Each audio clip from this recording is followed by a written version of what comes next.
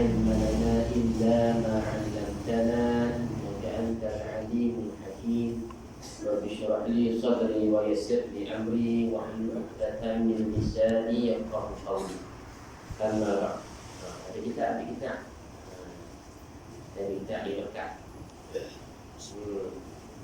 Martabat tinggi sikit. Kita dengar saja. Kita ada kan wakaf kan. Kita baca kita boleh pahala, satu wakaf yang dia pun dapat pahala. InsyaAllah kita sambung. Alhamdulillah kita mengucap syukur kepada Allah. Kita dah selesai dengan PKPB yang di Terengganu dan insyaAllah sempat sambung balik aktiviti keagamaan. Antaranya aktiviti keagamaan yang besar ialah balik ilmu. Dan insyaAllah kita akan sambung balik kuliah kita aktiviti di adab Hamalatul Quran, penjelasan berkaitan dengan adab-adab, peraturan Hamalatul Quran. Hamalatul Quran ini kata ulama iaitu berkaitan dengan belajar, mengajar, menghafal. Kalau yang berkaitan dengan Quran. Jadi kita masuk dalam bab perintah tu, belajar. Masuk dalam bab ni.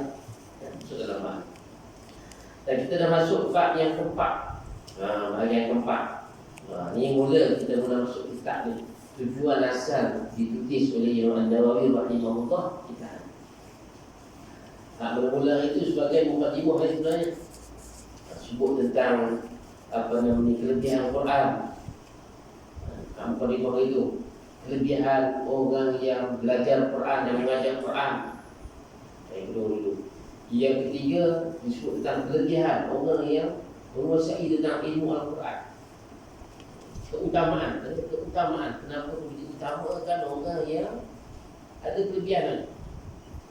Walaupun kita kata manusia ni sama rata, betul. Tapi ada masing-masing kedudukan dia.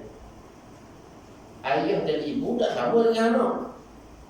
Kita kata anak boleh kata sama ya, mak dengan ayah dengan anak. Boleh ke? Tak boleh. Tak sama. Walaupun memang manusia secara umumnya sama. Tapi ada kedudukan yang berbeza. Guru dengan pelajar sama tak? Tak sama. Tak boleh. Dia ada kedudukan, martabat, ada kedudukan yang kena diletak. Begitulah juga orang yang diberikan kelebihan Allah tentang Al-Quran ini. Ilmu Al-Quran ini. Kamu dari ilmu tentang Al-Quran, ilmu tentang berkaitan dengan penghayatan Al-Quran, ilmu tentang segala ilmu berkaitan dengan Al-Quran. Sebenarnya semua kaitan Al-Quran tak ke? Cuma nak relate tu.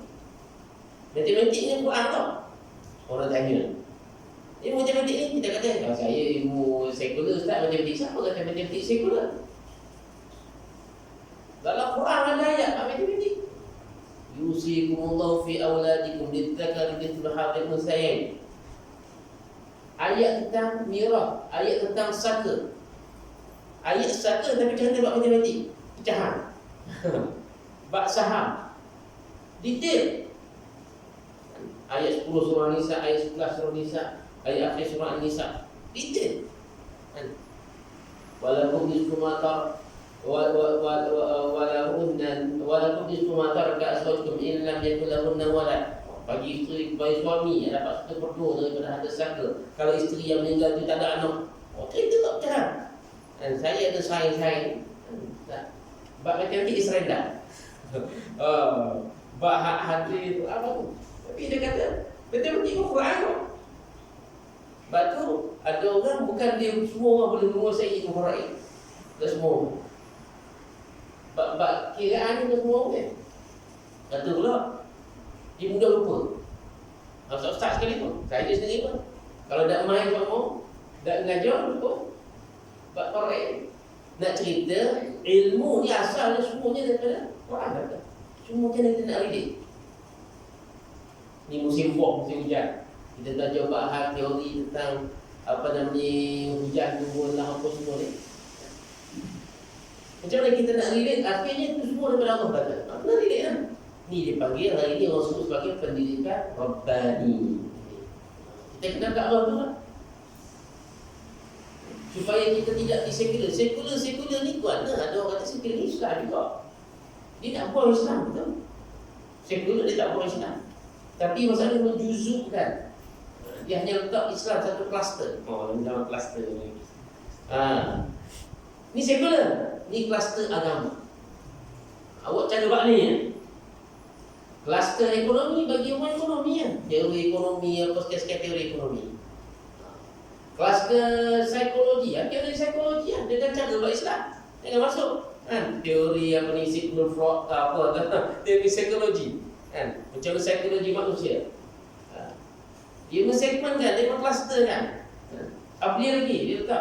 Dia letak apa nama ni, bahan hubungan sesama manusia. Jangan cara bahan perkuasaan manusia.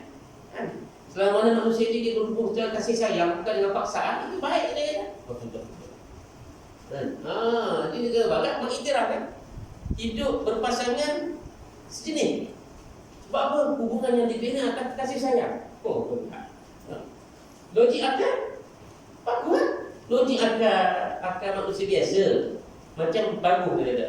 Bukan dia paksa, tak balas, dia tak kacau orang kan? Orang kata di luar negara, di New Zealand dia ada perkampungan gay, kampung begitu sekali, tak kacau orang. Kalau di England ada pantai untuk telanjang, hak manusia. Siapa nak usaha itu kena buka belakang. Tak kacau orang kan? Saya selesa begitu. Nak terima macam gini. Dia dari situ. Ini semua akal manusia. Dia mensegmentkan. Dia kata agama jangan campur. Dalam bahagian apa lagi? Harta pusaka, dalam bahagian undang-undang, dalam bahagian apa di pendidikan. Teori pendidikan ni jauh suruh pendidikan. Agama jangan ni. Berat lagi kalau sampai tahap urusan agama pun orang yang bukan bidang agama buat keputusan. Tapi orang agama pun dia kena berlapang dada. Bukan semua perkara dia tahu. Saya ingat lagi almarhum Tuan Guru Haji Rahman Tuan Pombeng, dia sebut. Dia kata dalam majlis fatwa ni, jangan kita ingat hanya dalam majlis fatwa ni hanya untuk guru. Tak ada sebut. Tak boleh dia. Sebab kita hari ni bukan ada 10 ilmu. Kita macam dulu. Imam Ghazali terkenal dengan ilmu tasawuf, terkenal dengan ilmu fiqh, terkenal dengan ilmu sufi. Juga Imam Ghazali terkenal dengan bidang-bidang lain. Orang dulu begitu. Ibnu Sina dia bukan kena buat perbuatan dia juga ahli ilmu agama yang lain, bidang agama Al-Quran. Begitulah, itu orang dulu dikuasai itu. Imam An-Nawawi bukan sekadar dia bidang bahan macam ni, sebab agama. Bahkan dia buat kajian tentang bahan apa namanya perubatan. Sebab tu dia boleh keluar tentang hal haid. Dia boleh bincang. Dia tak kahwin pun Nabi ni, tapi dia boleh bincang sebab dia kaji. Itu orang dulu. Orang dulu dia punya ilmu dia hebat semua. Luar. Hari ni kita tak begitu. Umar-umar kita tidak sebagaimana mustahid dulu. Hari ni kita macam mana? Kita kena kolektif. Kita kena panggil pakar-pakar. Kita kena panggil pakar-pakar. Kalau kita kena dapat okok, Tuan Rahman dia kata mufti, orang ni dia kena panggil doktor. Dia terus sekali panggil doktor. Kena panggil orang polis. Sebab polis dekat dengan bagian jenayah. Ada kait tak okok dengan jenayah? Macam. Sebab bila kita nak keluar hukum okok tu apa pun dia, kena panggil kan? Kena panggil orang setiap bidang. Kena panggil orang psikologi. Kena panggil orang pendidikan. Kena panggil pula orang pendidikan kadang-kadang apa akibat kalau budak kecil seokok mana. Kalau ni kau okok lagi kita tipu dia. Kau fikir kau buat tipu dia. Kau tak ada kan? Orang buat kajian jenayah naik tu jenayah dadah tak hukum. Di PKPB. Kena panggil akibat kesan kalau budak, orang dewasa, orang tua. Kena panggil pakar ekonomi. Betul ke orang kata kalau orang isap rokok sehari sekotak, seumur hidup dia boleh buat 10 rumah. Dia kata seumur hidup dia boleh buat 10 rumah. Kalau jemput kita PT beli rokok ni, seumur hidup boleh buat rumah semua. Kita pun kata, ni isap rokok. Kalau tak isap rokok kau boleh buat rumah. Dia pun tanya kita balik. Ya Ustaz buat rumah lah.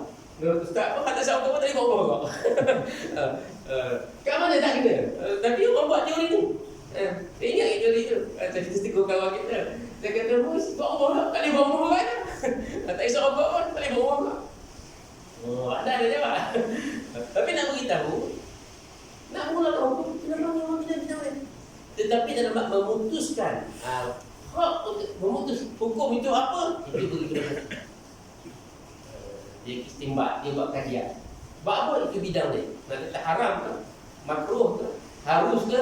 Itu akhir memutus pergi pada orang bidang dia. Sebab apa? Dikait dengan bincang politik.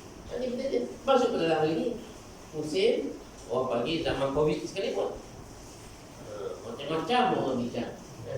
Orang sebut, basok lah. Cakap, orang boleh cakap. Cakap-cakap tinggal. Cakap-cakap tinggal. Orang yang ramai selalu boleh. Tak boleh jangan begitu. Kita kena panggil orang bidang ni. Kita tanya, Islam tidak kata kena tinggal orang bidang perubatan. Islam tak kata begitu. Islam tak kata kena tinggal orang bidang budak. Kita secara politik. Itu cara dia. Itu kaedah dia. Tapi bagus kan. Kita agama Dr. Zorin. Kita opini isu. Apa dia kata, akhir nak sebut ni dia kata. Banyak orang ni. Kita kaji, berarti kita tengok. Jadi Islam, dia tidak mensegmentkan itu. Mesti berkait. Sekular dia mensegmentkan. Dia mengkelaskan ni. Dan Islam macam mana Islam? Apa beza Islam dengan sekular? Sebab saya ada seorang kawan saya. Dia tanya Malaysia ni macam mana? Saya kata Malaysia ni kata sekular. Oh, dia kata sekular. Apa tengok Malaysia? Dari segi pembangunan Islam, hebat negara. Bahkan negara Arab belajar dengan kita sekarang ni. Sebab bank Islam, undang-undang rumah tangga kita ni kemah. Malaysia ni, undang-undang rumah tangga ni bagus. Maknanya detail. Kata, walaupun orang komplain banyak, walaupun orang mana banyak, kita tangguh. Kita tak baca, apa kita tangguh. Cuma kita boleh bidang kuasa betul-betul pada mahkamah syariah. Sebagaimana pada kuasa pada bidang mahkamah sivil. Dengan hak dalam perintah sekian. Mahkamah syariah, kita tanya kawan kita, kadang-kadang panggil haknya, dia tak mari. Dia tak boleh buat apa-apa. Menyebabkan kita tangguh, okey. Nak betul, mana kau tak mari dua-dua pihak? Mana boleh sekarang kita. Tapi kena beri bidang kuasa tu sama. Baru dia akan jadi gatok. Jadi kita mesti ingat. Tapi dari segi pendokumentasian hebat. Oh macam mana? Kawan saya kata, saya pun apa dia kata. Islam hebat kan. Paling orang pujibat haji. Malaysia yang paling semak. Apa pergi haji dengan agensi hak Arab ni, kita tahu dia ada haji pun. Bagus, bagus. Kan kita kata tak bagus. Bagus kan. Memang first class. Oh. Itu benda dia. Dia kata, sekular apa dia kata? Tengok. Hebat. Kita pun kata mari jumpa. Kita jumpa lecturer. Baik. Ibu buat beza. Apa itu sekular? Apa itu Islam ni, dia kena letak tauhid. Dia kena letak Allah tu. Duduk tengah-tengah. Sumber dia mesti dari itulah. Tauhid tu. Ataupun daripada Allah tu. Ibadah mesti ada rilik dengan Allah. Mesti daripada apa yang Allah berikan Al-Quran. Boleh tak kita dapat ibadah hal lain daripada Allah Ta'ala minta? Tak boleh. Kita semayang tambah 3 rakaat, 1 lagi waktu. Tak boleh. Mesti ambil sumber dia. Quran yang sudah daripada Allah. Sebab ibadah. Itu kita tak nak faham kata. Semua kita buat kata Alhamdulillah. Hal lain ni macam jenayah, tentang ekonomi, tentang pendidikan, tentang hubungan sama manusia, atau hal orang panggil alam sekitar sekalipun. Nak menguruskan alam sekitar pun ada Islam aja. Cara nak menguruskan binatang, Islam aja. Jadi semuanya mesti ditunjang pada matematik ke, sains ke, geografi ke, sejarah ke, akhir ditunjang pada itu bagian Islam. Sekular tak kurang agama, tapi dia mensekularkan. Hak ni agama. Hak ni dengan cara. Mana dia punya teori dia? Da'ma lillah wa ma lil qaisar lil qaisar. Jadi cukup dari Ibn Khaldun dalam kitab ini. Ini teori orang sekular. Da'ma lil qaisar. Tinggalkan urusan agama untuk Allah. Apa untuk Allah? Untuk Allah. Apa untuk pemerintah? Kaisar. Kaisar ni Caesar dalam bahasa Inggeris kita. Raja. Untuk urusan pemerintah. Allah jangan bercampur. Ini sekular. Itu dia punya teori ni. Teori dia. Baik. Balik pada buku ni. Kan? Jadi kita dalam Islam dia sebut keutamaan. Islam ajar saling keutamaan ibu bapa dengan anak-anak, sehingga kan apabila kalau seorang anak bunuh ayah dia kena qisas, tapi seorang ayah bunuh anak dia tak kena qisas. Apa tahap begitu? Patutnya kisah ni hukum balas. Kan? Sama rata. Orang lain bunuh orang ni, hukum ni bunuh balik. Kan? Al-ainu bil-aini bil-anfu wal-anfu bil-anfi. Mata dengan mata, hidung dibalas dengan hidung. Mesti sama.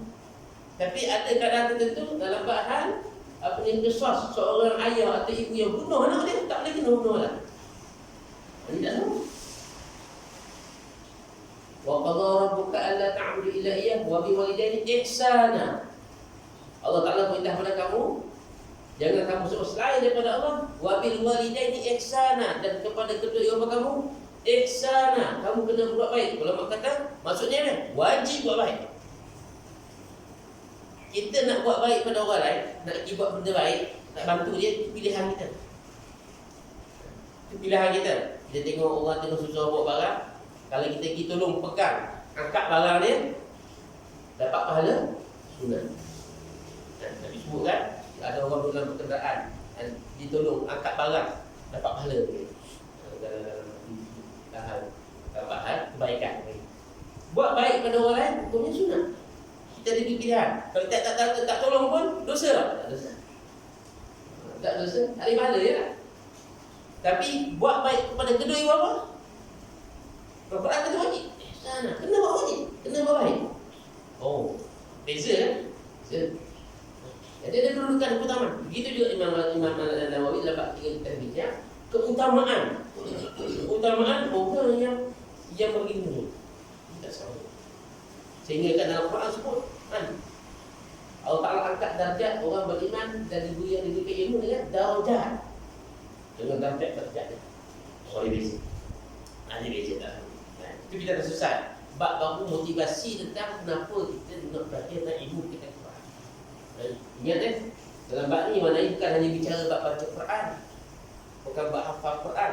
Sebenarnya ada di sini sebut amal Quran, juga ada orang baca Quran, orang mengajar Quran, orang menghafal Quran, masuk lagi kalau menghafal Quran. Kadang-kadang orang tengok ni lebih awal menghafal Quran. Dah, baca Quran masuk, mengajar Quran masuk, menghafal Quran masuk.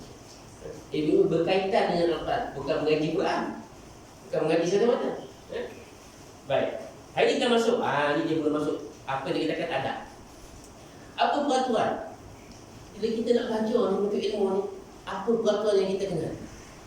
Hak ni basic, asas. Kalau hak ni tak jadi, hak ni kita tak penuhi syarat dia, hak lain semua biasa. Syarat utama ni, dia ada banyak syarat kecil-kecil. Hak kecil-kecil ni dicacat kan. Tapi kalau hak utama ni kita tak selesai, kita tak betul awal, akhirnya kita akan jadi rosak. Jadi rosak. Qala musannif rahimahullahu ta'ala wa nafa'na bi'ulumihi fid dharain amin. Peraturan mengajar dan belajar Al-Quran. Dia punya disiplin. Bahagian ini serta dua bahagian selepasnya merupakan tujuan penulisan buku ini. Bahagian ini mengandungi pembahasan yang panjang dan luas sekali. Saya berusaha membayangkan tujuan-tujuannya secara ringkas dalam beberapa pasal supaya mudah diingat dan seterusnya diamalkan insya-Allah. Ini pada ni semua bahagian disiplin tentang macam mana adab menuntut Al-Quran. Masalah mula-mula yang mesti dilakukan oleh guru dan pembaca adalah mengharapkan keredaan Allah. Allah. Mula-mula sekali nak redha Allah. Redanya nanti di soalan mula sikit. Buat mudah nak redha. Nak redha ni. Ada orang kata nak guna bahasa redha ni apa? Redha ni maknanya Allah puas hati kita sebagai hamba. Allah puas hati kita sebagai hamba. Kita kena jadi yang terbaik kan? Ibarat kalau kat kita kat apa ni, orang tanya, "Tuan ustaz pergi bengkel kereta?" Pergi bengkel kereta kat bengkel tak apa. Puas hati dia buat. Orang kita suka. Kita tengok. Kalau pergi kat lain, dah jadi. Kita padahal orang lain di situ okey. Kereta kita tak, kereta kita di bengkel ni, skor ni. Apa skor? Mana tengok. Kita puas hati. Kalau nak bincang atau orang Allah bagi dok kita padang kita. Banyak benda kita ni. Ya. Kalau nak masuk bersih berat kita. Tapi kita dah tahu. Redha bagaimana puas hatinya Tuhan tak ada hamba ni. Kalau kita ada kerja, orang bawah kita ketua, kita ada kerja, kita akan sebut hamba kalau hak ni buat kerja puas hati. Boleh buat tu pasal mudah. Kalau dia buat kerja TikTok. Tu. Agak-agak orang redha. Sebab tu kita kena rebut keredaan Allah. Kalau seorang pekerja ke apa, dia akan buat sebaik mungkin supaya tuan dia, bos dia puas hati. Itu ibarat dia. Pasal mudah lah. Dan tu lebih lagi. Lebih puas lagi. Maka yang pertama kita buat tu kerana betul-betul harap redha Allah. Maksudnya apa? Jangan ada sikit pun kita belajar menuntut ilmu ni kerana dia benar. Imam Al-Ghazali rahimahullah dalam kitab dia Bidayatul Hidayah disebut sebab hal orang menuntut ilmu dia fikir sendiri.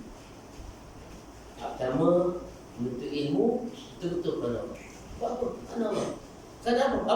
Apa maksud kerana Allah? Nak mudah kita faham. Nak mudah faham. Kita menuntut ilmu untuk akhirat kita. Itu mudah faham. Belajar buat apa ni? Untuk akhirat saya.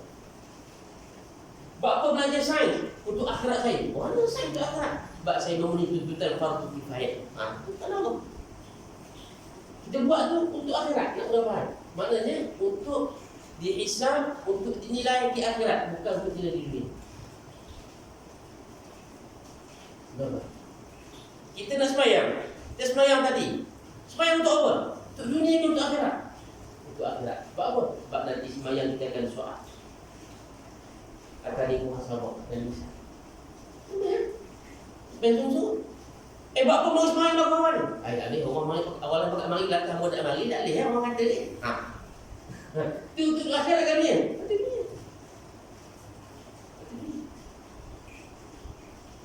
Itu buat apa pun fikir akhirat itu. Akhirat kita mana bukan mahsyar tu. Lepas mati ya. Maksudnya lepas mati apa jadi benda itu? Macam ibarat kita tanam pokok. Pokok tu buang tanam pokok pun biji punya buah tanah, beli tanah mahal. Ini buah ya, tanah mahal. Nanti macam dia tanah baja dia tak. Gali oli, mahal ramai. Buat apa ni? Orang kata tak kalau bertanam ni, benih ni, baja ni, tanah ni, ukur lagi. Tak nampak lagi. Sebab apa kita nak hasil? Orang tanam apa? Campur dia kan? Dalam bab zakat. Orang yang tanam padi dengan dia hanya tapur dan dia biar. Zakat dia apa? 1/10. Tapi orang yang tanam padi, dia buat bakah, dia buat pendam molek, dia buat saliran air, dia ambil air dari sungai mari siram. Zakat dia 1/20. Tak tahu. Sebab ni sungguh. Hak ni biasa biasa. Sama kita tanam pokok. Sama kita tanam bahan ni. Kita buat apa lagi ni? Akhirat ni. Nak hasil. Akhirat ni adalah tempat tuan hasil. Tempat tuan hasil. Buat sungguh-sungguh. Ni buat kerana akhirat. Ni. Imam Al-Ghazali kata belajar kerana Allah. Nak redha Allah. Buat apa pun kita akan fikir akhirat ni. Ini payah nak buat. Sebab payah. Sebab kita tak betul-betul kena. Kalau ma'rifatullah tu ada dah sikit-sikit yang kita ni tapi tak mana. Sebab tu kadang-kadang kita bapak. Ada juga kadang-kadang kita buat akan ada juga untuk untung ni. Ada juga. Walaupun sebenarnya dunia ni, untung dunia ni akhirnya biasa. Dunia ni untung kalau-kalau pun akhirnya habis biasa. Dunia ni fana, dia akan biasa. Harta, kita cari banyak-banyak orang pun banyak ni. Tak, dia sebab dia mati tinggal apa ni? Berapa bilion harta dia? Betul dia mati tapi harta dia akhirnya dengan dia tak bawa. Ingat? Ada pun cerita. Kaya orang ni. Kaya-kaya pun akhir minum apa? Minum air titik. Dripper. Titik minum. Tapi tak nak minum air orang tak boleh, air sasi tak boleh, air apa semua mango shake tak boleh. Minum apa? Air dripper je. Takkan tak boleh minum titik mana? Tak boleh. Ini cerita dunia. Ini cerita dunia. Itu dia fana. Jadi kita buat untuk akhirat. Mana? Yo. Dia belajar. Semua orang mampu buat. Sebab Imam Ghazali sebut ada satu lagi golongan yang dulu. Ini barangkali kita capur. Kadang-kadang mari semangat sikit, kadang-kadang gerak. Mari banyak dunia. Tapi Allah beri semua satu kesedaran. Bila mari sedar, setiap kali mari kuliah, waktu penting pergi mana? Kuliah dia tahu tegur kita. Ingat, tahu ingat je. Apa kita jalan? Jalan sikit tengok pucuk ni, tekan minyak lagi ni. Nampak lah 90 km sejam. Tak ada lagi, tekan ni. Awas, kamera ada kamera ni. Kamera tu di sebelah ni. Kita tengok kawan kita buat kita kalau kat highway LPG lah 160, 170. Tapi sampai kat crossing tu memang dia slow. Saya tak tahu. Lari kita dah sebelah ni kita tekan brake. Dia driver nak semua laju. Tapi bila sampai kat crossing tu baru rasa tu slow. Kita kuat dia slow. Kamera je. Abang kita. Nak sebut ni sekali-sekala dia kembali tu. Ingat. Bukan semua ada. Sekali lah punya. Kita baku dah punya ni. Kita ni. Kita ni banyak sebabah tapi tengok balik. Jadi Imam Ghazali ada golongan kedua, dia menuntut ilmu, dia capur. Tapi yang tak beri kelebihan dia apa? Mari dia sedar dia akan bertobat. Astagfirullahaladzim. Astagfirullah. Lagi yang mengenai ni kita ingat. Mari untung kita ni sembahyang 5 waktu dah. Ingat kita ni. Sibuk-sibuk dunia mari sesuatu. Allahu Akbar, Allah Maha. Kalau kita ingat ni golongan kedua. Golongan kedua ni dia muncul sempat bertaubat sebelum ni. Dia belajar ilmu. Daripada kita kadang-kadang ada sebabah kok dalam bahagian dunia. Tapi Allah beri kelebihan dia sempat bertaubat. Ini muncul. Tapi kalau tak sebab taubat, dah macam mana orang yang boleh sebab taubat dan tak sebab taubat? Macam mana? Kalau daripada awal kita tak betul, pasti kita akan sesat. Tapi kalau pada awal kita betul, tapi ada waktu terbabak dia. Kita buat molek dah. Nak buat kereta dah. Ini bukan kopi radik semua ni, nak susu ni. Ada juga semua. Kita tengah bawa kereta. Dia main tak? Babak tu. Dia kena bertijak. Tepi, rehat kejap. Ni ada orang macam ni. Kalau memang ada pemain semua, itu babak. Ini maksudnya sebut anak yang kedua. Kita barangkali duduk nombor 2 ni. Kita jom, kadang-kadang capur-capur. Tapi ada waktu kita sedar. Bagi orang peringat kita, orang tegur kita, orang peringat kita. Nanti betul ni. Ini Alhamdulillah. Ada orang ketiga, dia belajar, dia tak tahu di sana. Oh ni maksud. Dia belajar, dia tak tahu di sana. Dia tak betul semua. Wah, dia salah. Tak betul. Habis baik. Orang panggil ke orang kadar. Dia tak tahu di sana. Dia puasa dia betul. Saya confidence dia betul. Dan benda ni banyak berlaku. Dalam gerakan-gerakan Islam pun berlaku benda ni. Dalam Ikhwanul Muslimin di Mesir berlaku benda ni. Ada di kalangan mereka, pimpinan Ikhwan ni, dia puasa dia betul. Belajar zaman-zaman apa nama ni, tahun 60-an ni, 50-60-an ni. Ada seorang pemimpin sayap pemuda Ikhwan Muslimin dalam isu Palestin. Kita masuk, kita dipuan, tolong, jihad sama di Palestin. Dia ajak kawan-kawan dia, orang kata jangan lagi. Waktu kadang-kadang tak stabil, jangan. Masuk situ. Orang tak kenal awak siapa. Lagi masuk jual ni. Orang situ tak kenal. Akhir dia mati ditembak oleh pejuang Palestin ni. Dia nak bantu orang Palestin. Tapi akhir dia kena tembak oleh pejuang Palestin sebab apa? Orang tak kenal dia. Orang tak tahu dia. Orang sangka dia pengintik. Tapi dia bila mau melana lagi. Tu aku. Dia tak tahu. Dia tak tahu. Dia baik. Rasa dia betul lah ke? Jadi hak golongan ketiga ni bahaya. Dia tahu. Daripada awal lagi dia tak apa. Lepas tu mula-mula sekali dia dapat menuntut ilmu, kita kena betul dia. Kena buat kerana redha Allah. Lepas tu kena niat semua. Jadi iman kamu kena perbaharui sentiasa iman kamu. Baru semua iman kita. Kita baru semua iman kita. Baru tak ribut tadi kita semayang. Tahiyat akhir tak apa. Rukun dalam tahiyat. Rukun dalam semayang. Apa ya? Tasyahud. Asyhadu an la ilaha illallah wa asyhadu anna Muhammadar Rasulullah. Kita memperbarui iman kita. Kita memperbarui ikrar kita. Allahu akbar kabira. Walhamdulillahi katsira. Wa subhanallahi bukratan wa asila. Kita ikrar kita pada inna salati wa nusuki. Kita bagus. Bagus. Lepas kita bagus. Wali adatnya kita belajar bahasa ilmu agama ni, kita akan mula dengan Fatihah dengan Bismillah. Tapi dengan hari mulai itu kena kita pula. Al-Fatihah ya. Ajar matematik. Kita belajar matematik kan? Ada matematik pun. Belajar bahasa Melayu pun. Kita mula Bismillah pula. Buat apa? Nak beritahu supaya kita buat tu kerana ada doa. Ibu ingat tu. Jangan kita dengar apa benda lain. Lepas tu dalam Islam ajar kita, naik kereta pun baca Bismillah. Kita baca Bismillah ni tuan-tuan baca Quran ya. Nak makan baca Bismillah. Padahal nak makan tau. Oh kita. Oh kita. Bismillah. Kita tengok Islam ajar. Nak kenderaan, baca Bismillah. Dan doa dia. Tengok suami. Ada doa dia. Sehingga Nabi sebut dalam hadis Nabi kata, kullu amrin dhibalin la yubda bi bismillahirrahmanirrahim fahuwa aqta fahuwa abtar fahuwa ajza. Wah, dan begitu disebut.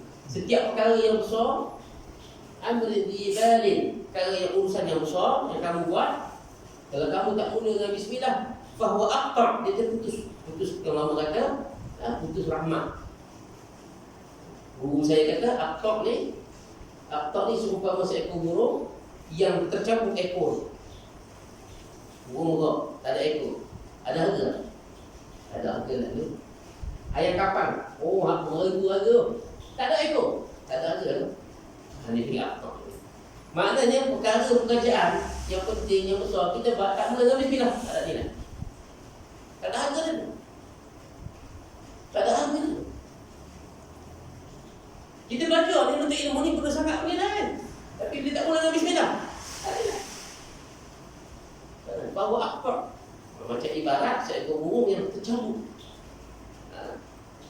Apa nama ni? Minta maaf. Bahawa akbar, minta maaf. Bahawa akbar ni, saya kata, seumpama jari ada 5, putus satu jari. Ini akbar. Putus jari. Abtar bau burung cabut ekor. Macam burung yang cabut ekor. Tangan kita ni sangat besar manfaat bila ada 5 jari. Putus sejari. Tak ada manfaat. Bukan ada manfaat, tak sempurna manfaat. Sehingga kan dalam bab Islam, kalau seorang itu jari kaki putus, digugurkan, boleh digugurkan daripada kewajipan pengamal jihad. Kalau nak sebab apa gitu? Sebab apa? Bila tak ada jari kaki ni, tak stabil. Tak stabil, kaki kita berdiri tak stabil. Kita berdiri tu cengkang kuat mana? Jari, dicekal kaki. Tak stabil, dia boleh pengecualian. Kalau jari tangan putus, dia boleh pengecualian. Sebab apa? Kalau pegang pedang tak sempurna. Macam pedang tu, tak sempurna pegang. Tak kemak. Kalau begitu sekali, bahawa abtar macam burung yang dicabut ekor. Bahawa ajzam macam orang yang ada penyakit kusta. Alik muka, tengok kusta ni. Kusta ni kat muka. Isi luruh. Segok macam mana pun, kena penyakit kusta dia tak segok. Tak segok. Okey, itu ibarat. Ini penting, redha ni. Jadi mula-mula mesti kita kena buat lah. Sama ada guru, orang yang belajar, seorang murid, dia buat kerana harap redha Allah. Nak harap redha Allah ni kan? Mudahnya kita nak harap habuan. Habuan dunia ni nak juga. Tapi habuan dunia tu susah sangat. Nak, kita perlu nak, tapi tu susah sangat. Sebab apa? Sebab rezeki yang kita ni orang tu lah. Rezeki kita ni orang tu lah. Nanti buat tampilan kan? Sudah dalam Quran nanti. Cuba tengok burung. Rezeki burung macam mana? Allah tentu lah. Doa pagi, pergi, keluar. Balik kenyang tak? Kenyang. Siap boleh balik berikan anak-anak dia. Ni dia bagi dunia. Kena cari. Jangan tak cari. Tapi susah-susah. Kalau dalam Islam dia ajar apa? Tawakal. Kita usaha tiap-tiap tawakal. Ada orang panggil hak tak bolehnya kita duduk saja. Hak tu tak boleh. Duduk saja umum tak boleh. Dia buat usaha dunia. Tapi akhirat akhirat kena usaha. Kena sungguh-sungguh akhirat. Sebab akhirat ni betul-betul dunia tak cukup kita boleh tambah. Akhirat tak cukup. Masa mati boleh tambah tak? Boleh tambah tak? Kakak tu mati kan habis. Sebab tu kata ulama musibah paling besar ialah bukan COVID-19. Musibah paling besar ialah mati.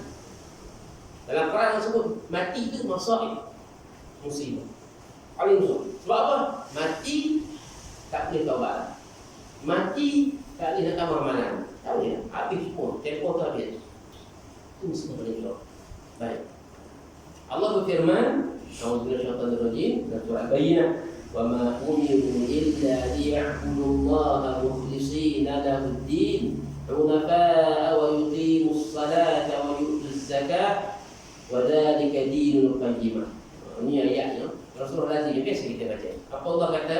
Tidaklah padahal mereka tidak disuruh kecuali supaya menyembah Allah dengan memurnikan ketaatan kepadanya dalam menjalankan agama yang lurus, dan supaya mereka mendirikan sembahyang dan menunaikan zakat, dan yang demikian itulah agama yang lurus. Dalam ayat ini Allah sebut dua perkara, dirikan sembahyang, menunaikan zakat. Apa dia maksud dia? Dirikan sembahyang itu menyebut tentang hubungan kita dengan Allah. Hablum minallah. Menunaikan zakat ni hablum minannas. Perlu jaga-jaga dulu. Kita kena pakai elok dulu. Jadi apa Allah Taala perintah? Perintah kepada kita supaya menyembah hanya semata-mata kerana Allah. Nampak macam mana? Jaga hubungan kita dengan Allah, jaga hubungan kita dengan sesama manusia. Dia akan mendorong diri kita supaya buat betul-betul. Sebab apa? Kerana Allah akan soal hak dia. Sama manusia, nanti manusia akan tunjuk dengan kita. Hak dia. Yang mana kita tercabut. Jadi yang pertama, adab yang pertama yang Imam An-Nawawi sebut, hak asal sekali, apa dia? Kena buat hanya redha kerana Allah. Yang kedua dalam hadis sahih Imam Bukhari dan Muslim dari Rasulullah, hadis yang masyhur kita baca. Yang biasa kita baca, anta ba'niyah. Innamal a'malu binniyat wa innama likulli imri'in ma nawa. Sesungguhnya hanya saja amal-amal itu tergantung pada niatnya, dan sesungguhnya setiap orang yang mendapat apa yang diniatkan. Jadi kita betul dia. Dia ni hak asal dalam faham dengan Quran. Jangan belajar Quran kerana nak orang puji kita. Kita belajar Quran dan semua orang kata kita ni seorang qari. Kita belajar Quran dan semua orang kata kita ni sedap bacaan kita. Kita belajar Quran kerana Allah lah. Benda Allah lah, Allah semua lah. Cuba kita pergi pada adanya hamba manusia. Wal'iyad billah. Hadis ini merupakan tonggak dan dasar Islam. Telah kami terima riwayat dari Ibnu Abbas, katanya sesungguhnya manusia diberi ganjaran sesuai dengan niatnya. Kalau niat kita kerana lain pada Allah, tak ada artinya. Jadi Allah tengok mana? Allah tengok adalah. Lepas tu ada ulama suku di dalam jasa hadis tadi, dan boleh dia apa dia sahih. Jadi kata ada orang dia buat amalan sehingga antara jarak dia dengan syurga setikar. Dia punya amalan ni sehingga jarak dia dengan syurga setikar dia. Tapi akhirnya dia terjebak dalam perkara yang Tuhan murka, akhir syurga. Dia buat amalan hanya antara jarak dia dengan syurga kata Nabi setikar dia. Tak yang murah. Tapi akhirnya dia mati, dia terjebak dalam perkara yang ahli maksiat, ahli neraka, dia masuk neraka. Tak sabar. Masa tak sabar. Ulama kata hadis ini merujuk pada apa? Hati. Zahir manusia tengok bagus lah ke? Oh bagus ini, juruh begini, dia semayang begini, dia baik begini, lepas begini. Rupanya hati dia Wallah ya lebih takut kali tu. Sebab ulama kata tak ada siapa. Sebab orang yang dia betul-betul buat amalan ahli syurga, tiba-tiba dekat kanan mati dia masuk neraka. Tak ada siapa. Tak ada siapa. Betul. Tapi apa maksud hadis Nabi ni? Maksud Nabi ni ialah zahir dia orang tengok bagus. Tapi hati dia ni tak hilayah. Tak betul. Banyak hadis yang lain disebut. Hari pada masa nanti ada orang dia mati syahid. Bila mari kata Allah tanya kita, awak buat apa ni sekat dunia? Dia kata aku berjuang pada Allah. Aku perang dalam Allah. Sehingga mati syahid. Allah kata tak. Malahan itu letih dah perang ni tu. Letih dah perang tu sampai luka-luka dah tu. Akhir mati syahid. Orang kata dia mati syahid. Allah kata tak. Engkau perang kerana aku. Tapi kau perang kerana orang nak suruh orang kata kamu ni handal. Orang nak suruh kata kamu ni berani. Maka mana tempat tilik Allah? Tempat tilik Allah. Jadi kita belajar bab hati ni. Kita buka kitab apa ni? Kitab apa? Bab hati. Tak paling mudah mana? Kitab Penawar Bagi Hati. Syekh Abdul Karim Mandiri. Dan dia ada bab dekat.